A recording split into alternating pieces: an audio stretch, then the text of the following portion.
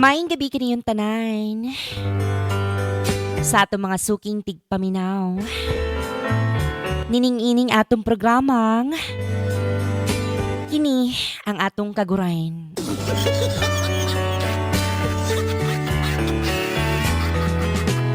Mga madi, sa itong mga listeners karon ug sa mga televiewers, aniya na pud kita para magbasa og mga storyang pinasahi og budbud pinagahi. Ang mga story na nagpadala karon kay about kini sa maong magtiayon. O gitago na lang nato sa pangalang Gisa. Madi kini si Gisa, nakapuy usab dakbayan sa General Santos City. Kay lagi, ang ihang problema karon kay mahitungod silang relasyon sa iyang bana. Kay lagi dugay na niya ginaugum-ugum ba ang dakong problema. Ambot na pud kung dako ba ning problema sa inyo ha, pero para sa iya ha.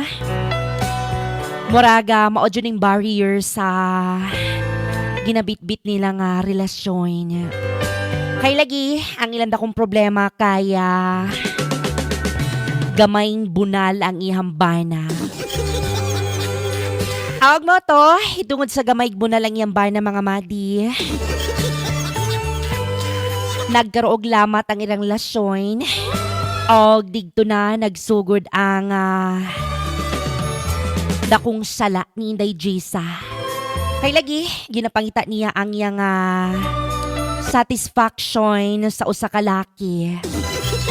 Dito sa ubang may tag-iya na pod. Karon, mga kaigsunan, mga madi, masaksihan nato ang maong relasyong makakilig, makaihi, og makakuha tag mga lesson na learn about life. Sa dili pa nato sugdan na maong storya, palihog ko sa pagtugtog sa maong sonata, ang Boom Tarat Tarat.